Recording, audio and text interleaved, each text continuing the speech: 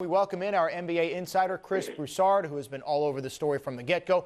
So, Chris, let's start out talking about the Washington Wizards deal. Gilbert Arenas straight up for Rashard Lewis. Explain both sides' thinking here. Well, for Washington, it's a good deal. I mean, remember, a lot of people for months have been talking about how it's going to be impossible to trade Gilbert Arenas. So they've done that. So give them props for that. But it works out. I mean, you get Rashard Lewis. He's a guy that obviously can shoot the three-pointer. He can spread the floor. So I think he fits perfectly with John Wall because he spreads the floor, opens up the lanes for penetration, and then when defenses collapse on Wall, he can finish with a three-pointer as a drive and kick guy. So it works there. And then financially, while Arenas has 3 years, $60 million left after this season, Rashard only has 2 years at, 40-something million, about $45 million left.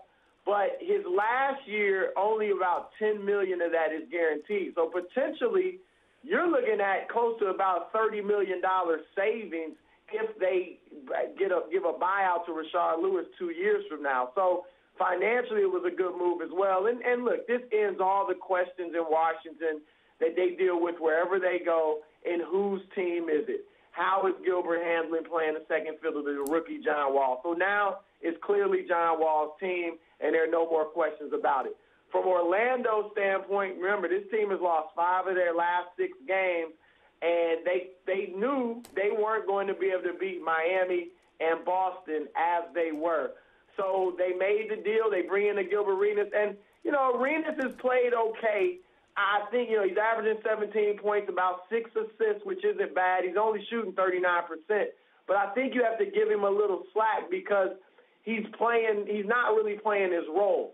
I assume Orlando's going to give him the ball now and let him be the old agent zero, and I think you'll see an uptick in the way he plays. So if he can stay healthy, he's still only 28 years old, maybe this can be the move that gets Orlando back to the level with the Heat and the Celtics. All right, and the other deal to the Phoenix Suns, Vince Carter, Mickael Pietrus, Marcin Gortat, and a first-rounder plus cash to the Suns for their leading scorer, Jason Richardson and Hedo Turkoglu. How would you break down that from both sides?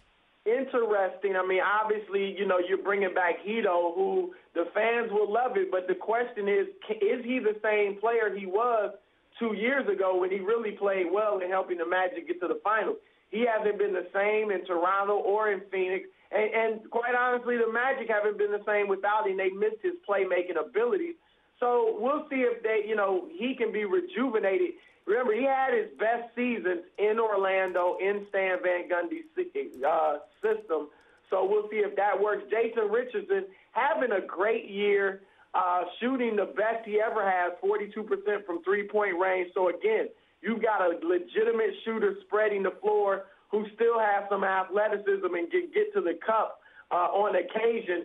The question is defensively, what is Orlando going to be like? Now, perimeter-wise, they weren't very good defensively as they were, and I don't see much improvement there. Gilbert, Hedo, Jay Rich, these aren't guys that defend, so that'll be interesting. Yeah, not a stopper among them. Before we let you go, what does this all mean for Steve Nash, who had a chance to leave in free agency a little bit ago, didn't do it? What does it mean for Nash? Well, I'll say this. I like the deal for Phoenix because you get Marcin Gortat. Everyone is excited to see what he can do in starters minutes because, he's a nice quality big man. And then you get, Pietrus gives you a little attitude. And Vince Carter, I mean, his contract, is not guaranteed for next season. So that could be a financial deal, and we'll see what he does next to Nash. As far as Steve, right now there's no talks going on with Phoenix in terms of trading Steve Nash. He's an icon there, and they're not going to, keeping Steve Nash keeps people coming to that arena. I think they want to give this new group a chance, see what it looks like, and before they would even think about moving Steve Nash. From his standpoint, Steve likes Phoenix. As you said 2 years ago, he could have walked away as a free agent. He chose not to, even though they didn't look like they were a contending team, and the writing was on the wall that Stoudemire was probably going to be moving on. So I think Steve is content right there right now, We'll see how he feels, weeks from now if this crew doesn't put something together and start playing better basketball. But right now, nothing's imminent with Steve Nash in terms of trade.